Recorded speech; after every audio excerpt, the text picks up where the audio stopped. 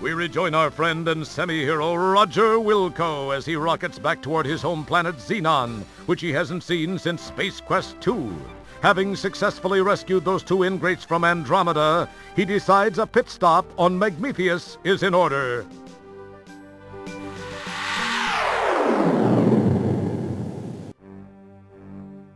During the descent to this cosmic canteen, he is unaware of the interest that has been generated regarding his fate.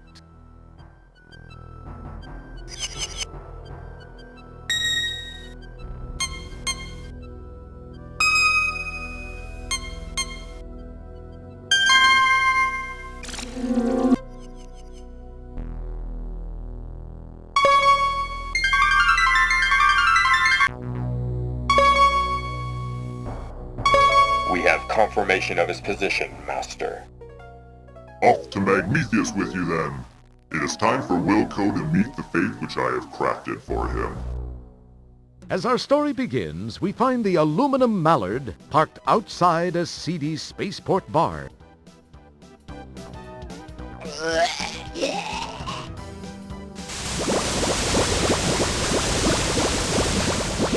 We join Roger as he relates one of his greatly exaggerated tales of adventure. The aliens are only too happy to listen, as long as Roger is by. See, there was this deadly root monster, a ferocious swamp creature, and a Labion terror beast to contend with. Then I had to outsmart another of Vohal's gorillas and steal the shuttle. Are you Roger Wilco?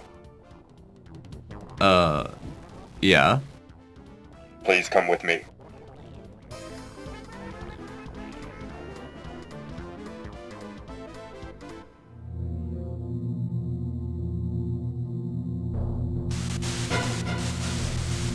Hello, Roger Wilco. Surprised to see an old friend? You have no idea how special this moment is for me. This is no chance encounter, I can assure you. I have this one loose end to tie up before I begin my reign as the supreme being of all that exists. I do not like to lose. You are a blemish on what would otherwise be a perfect record of domination, terror, and invincibility. Besides, I'm still a bit miffed about that asteroid deal in Space Quest II. Anyway, to relieve the pain of my humiliation and prevent you from being a pain in my future, you must die. It's been nice seeing you one last time. Then, do the dirty deed.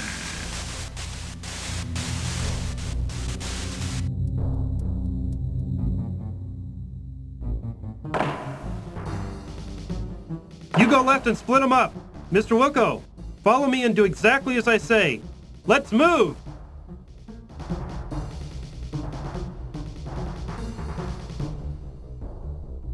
Hey, I want to know what the... Listen, I can't explain it all to you now. They've got a beat on our coordinates. We've got to move fast. We gotta do this fast. Shield your eyes! Jump into the time rip! Do it now! You've got to! If I take the time to explain, we're both parking lot pizza. You'll understand soon.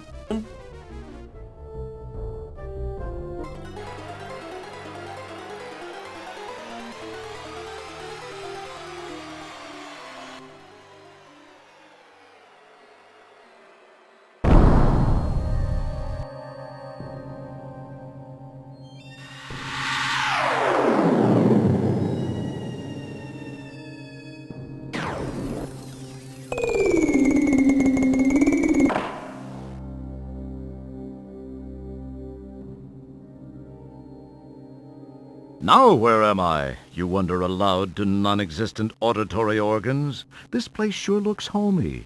Hey, wait! This looks just like Xenon. It is Xenon! It's really a pile. Along with the changes induced by an armed conflict, the city looks different, more modern, with a heavy dash of post-disaster seasoning. Casually glancing at the status line, you happen to notice that you're in Space Quest 12. What's happened? Who was that guy with the overdeveloped hairdryer? Why did you let yourself be talked into jumping into some strange shimmering hole? Why are you talking to yourself? These incredibly intriguing questions will quickly be forgotten with barely an electron stirred in that well-armored orb atop your shoulders.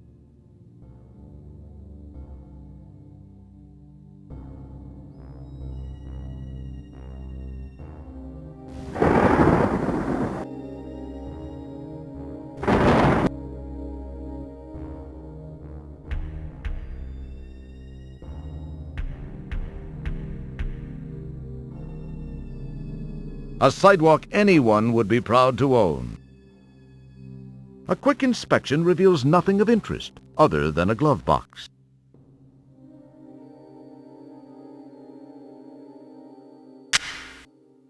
After taking a quick look around to reassure yourself that the place is as dead as it looks, you snitch the Pocket Pal laptop.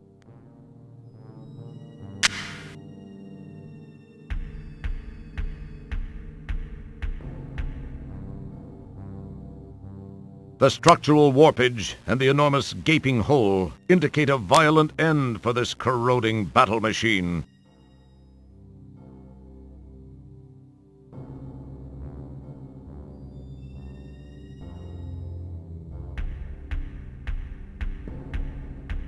Surprisingly, no one has taken this small, innocuous-looking piece of unstable ordnance. Okay, you now have the unstable ordnance. Remember, it was your idea. Good luck. You can't do that!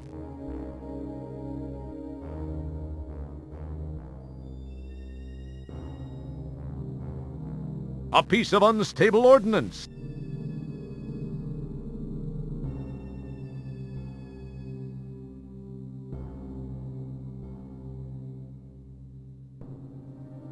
A very wise choice.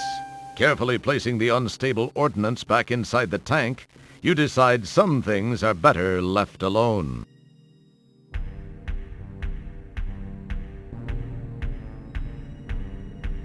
You don't need to look at that.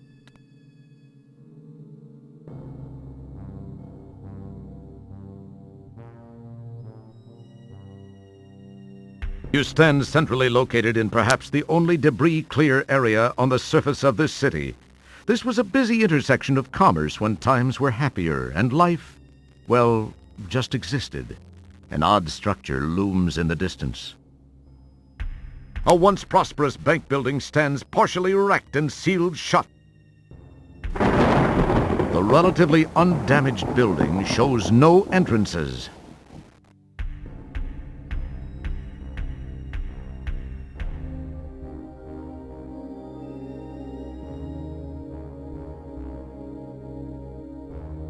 It's a lightweight, worn piece of rope. You take the small, frayed, useless-looking length of rope.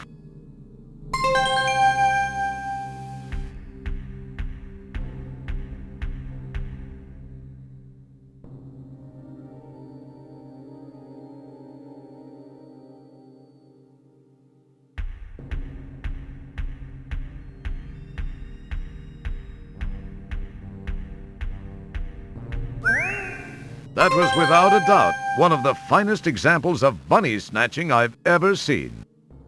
The stress placed on the rope during the bunny snatching was too much. You cast the useless fibers aside.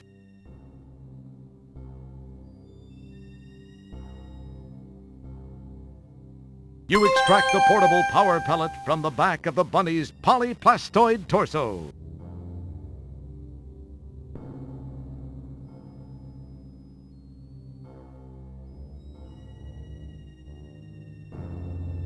You plug the mobile power cylinder into the laptop.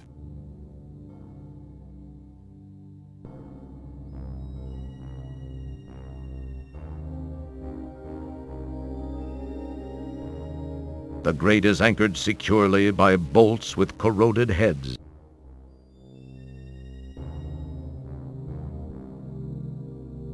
It's very pleasant. This is the only form of actual life that you've seen here. Its clothes are tattered, and a grotesque metal contraption is clamped to its head, which serves to hold the eyelids permanently open.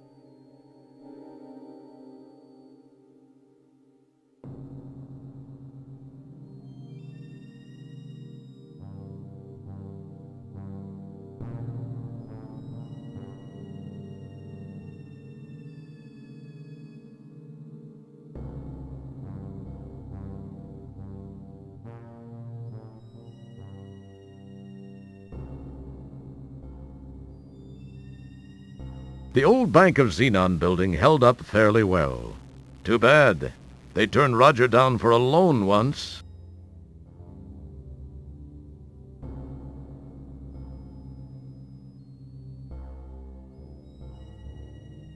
The clearing ends here. Jagged chunks of debris clog the north.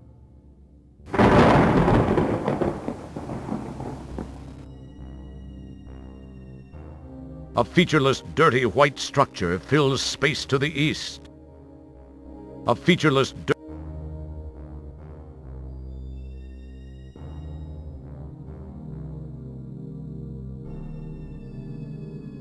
This grate has crud, gunk, and sludge built up around the edges. You can see through the grate, but can't make anything out.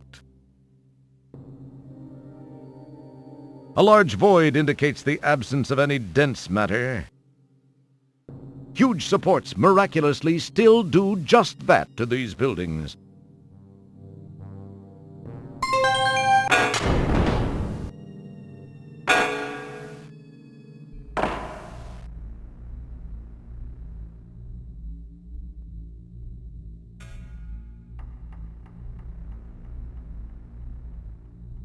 You've reached the sewer maintenance office. Apparently this office has been long abandoned.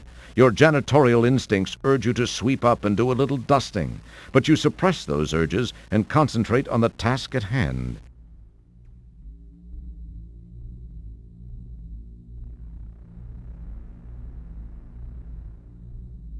It's an empty jar with a lid, neither of which does anything entertaining.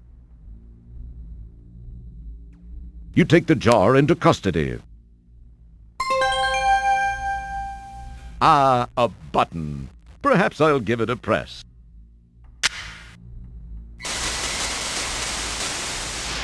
Data entry 22795. This message is to whomever may be so fortunate as to find it. I am Professor Lloyd, lead designer of the Xenon supercomputer project, the ultimate in artificial intelligence. The computer was designed to enhance our lives, but instead ended up being the ruin of us all. We made the mistake of tying it into the most important facets of our existence here on Xenon, including our weather control and defense systems. It seemed like a sound idea at the time, and all proceeded well for about 3 years. It was around then that a deep space salvage operation recovered what appeared to be some sort of antiquated data storage unit contained in a flimsy cardboard box on which the words "Leisure Suit Larry" were imprinted. On its back was the picture of a not particularly wholesome gentleman, but that's another story. My counterparts exhibited shameful behavior as they tore open the box to get at its contents. I could not understand the commotion it generated. The data was uploaded into the supercomputer for analysis. As a result, a crippling virus spread through the machine like a bad social disease. All control of the computer was lost. All screens went blank. Then these words were displayed by the monitors and uttered by the vocal outputs. Wilco must pay. From that day forth, the possessed computer waged war on the inhabitants of Xenon, using our own weapons against us. Some managed to escape to other planets. Those of us who remained stayed to fight the machines and robots under its control. It was a bloody war. Those of us that were not killed were taken captive and modified. These cyborgs infiltrated the loyal ranks of resistance, rooting out almost all of our hiding places and exposing us to the mechanical menace. Some of these poor souls still wander the streets. As of this recording, we are down to only a handful of rebels. My health is deteriorating rapidly. To make matters worse, I've just learned that the computer has unraveled the mysteries of time travel. I've sent my 2 best men to attempt to steal this new technology. If you are not a machine, then perhaps they were successful. Please realize, you are Xenon's last hope.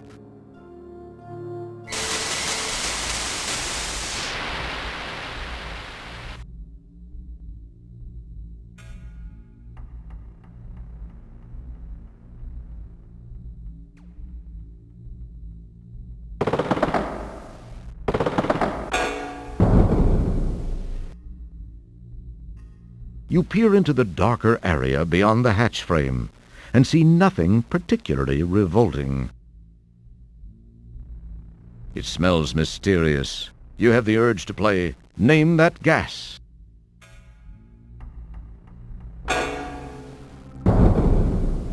Oh no! The door has shut and there's no way back. What are you going to do now?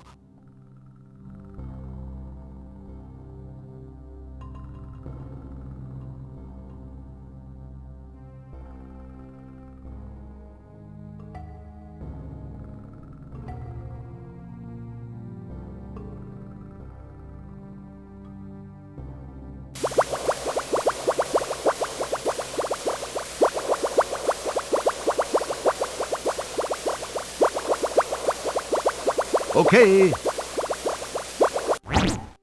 You scoop up the slimy secretion.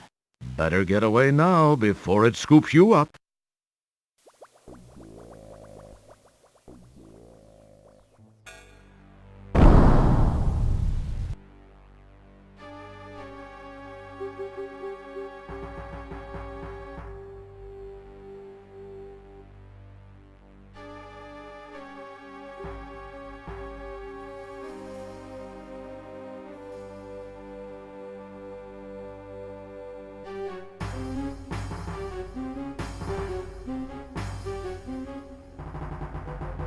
If you can do anything with the ship, you certainly can't do it from here.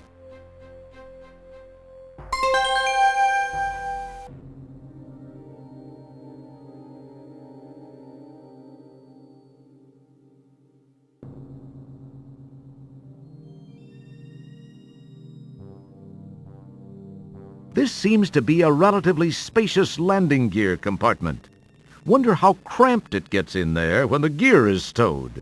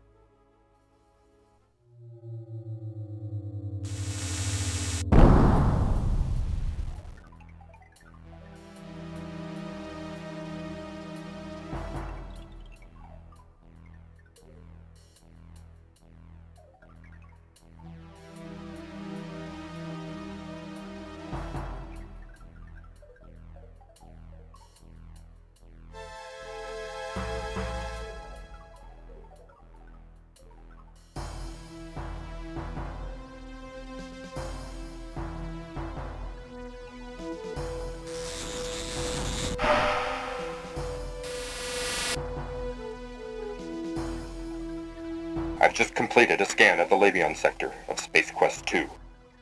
No sign of presence at this time. Gruff, schluff, ruff, ruff. Mela seed of that. Nous avons vu la zagold.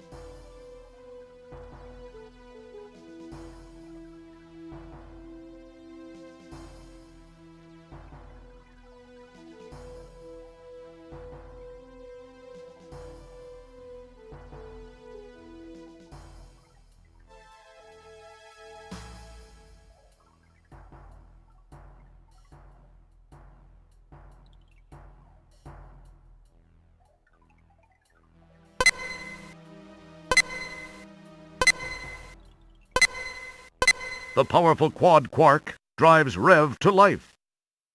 Time and space bend under the fibrillations of the time-rip transfluxers. Your adrenaline and stomach reel with the hyperbolic hyperbole. And finally, nothing much happens. That must not have been a valid code. Try again.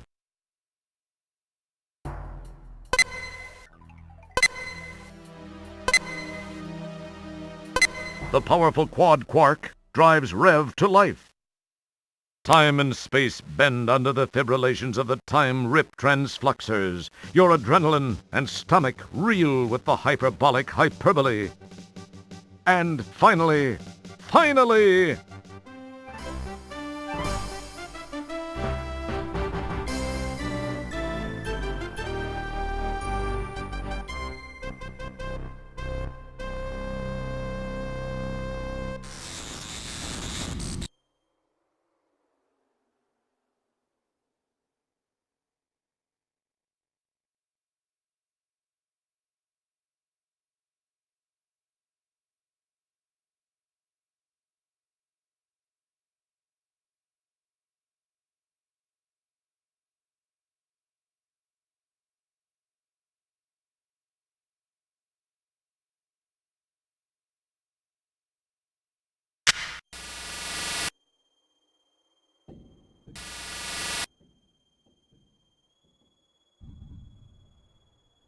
You've seen a lot of plateaus and sloping hills before, but this one's a butte.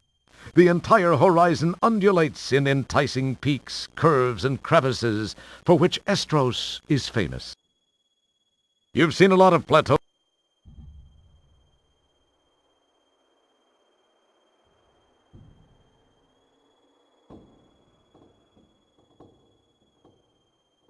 Whoa!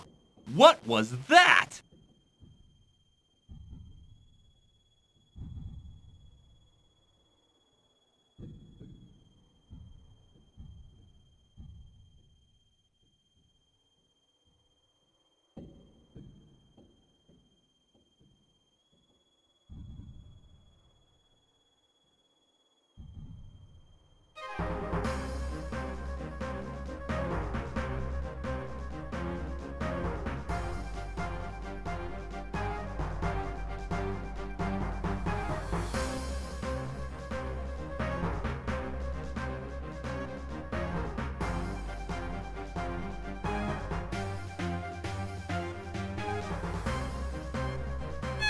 Hey, those Talon things hurt. You didn't much care for the landing either.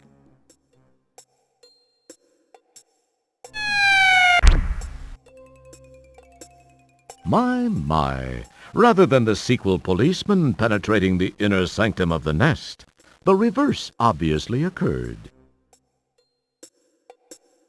You frisk the skewered sequel policeman and turn up a paper-wrapped wad of used chewing gum.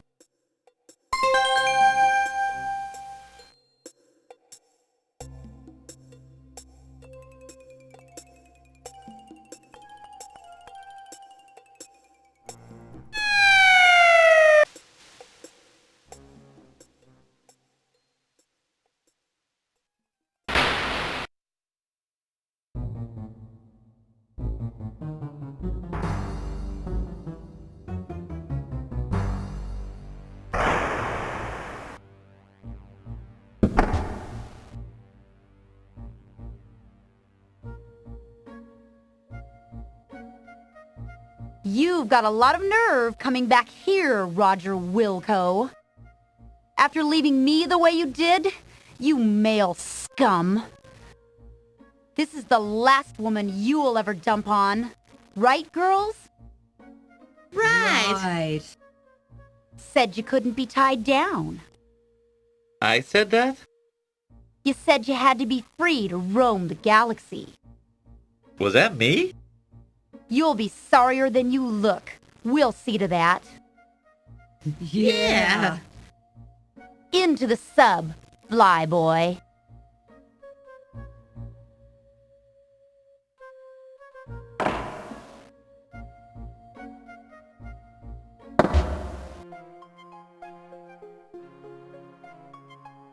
You hope these women soon realize that they must have the wrong guy.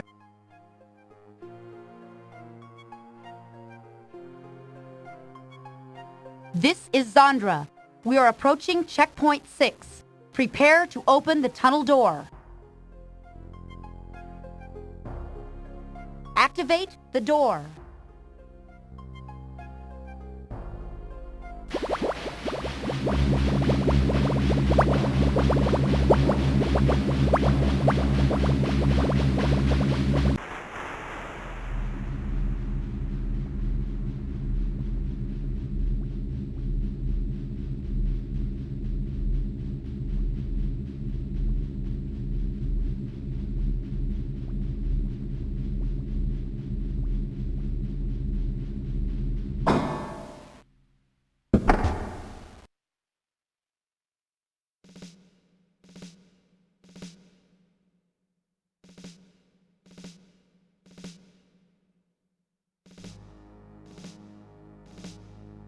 Sit down.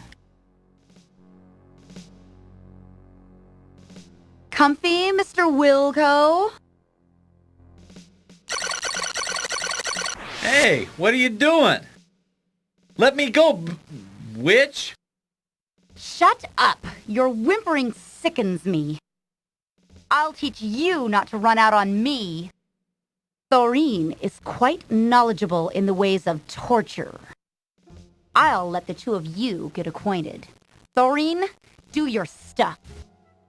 With pleasure, Zandra.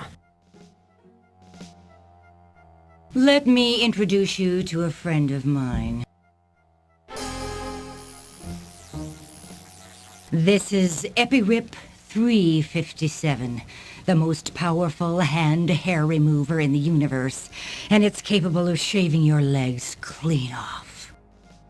I've always wanted to see a man shave with one of these, but I guess you'll do. Now you'll know the meaning of the word pain.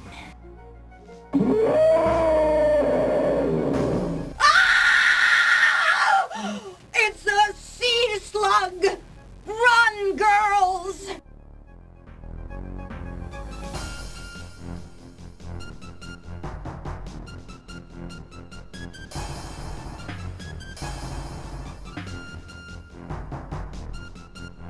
Desperately, you try to push the button, but the restraints are just...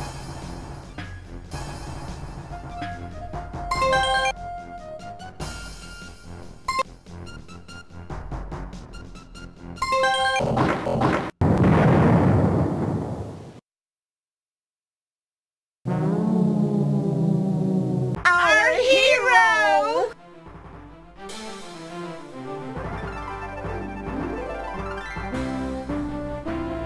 Wasn't he great, girls? Well, Raj, I guess we can call it even. Thank you for ridding our fortress of that slimy, awful sea slug. I know I can't blame you for backing out at the last minute. I guess I was a little overbearing.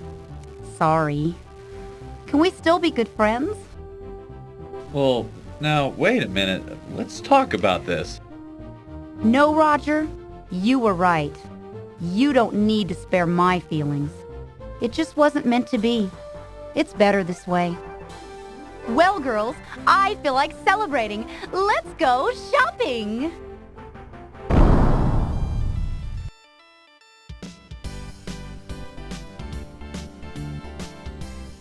Meanwhile, back in Space Quest 12...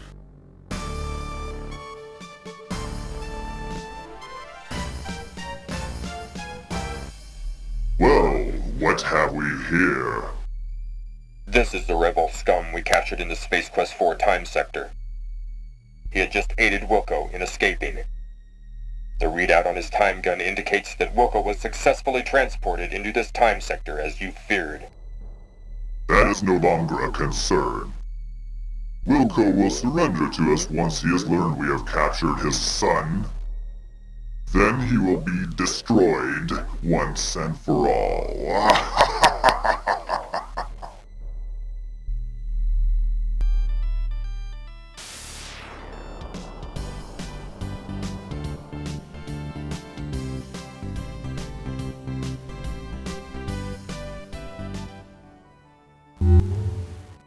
you.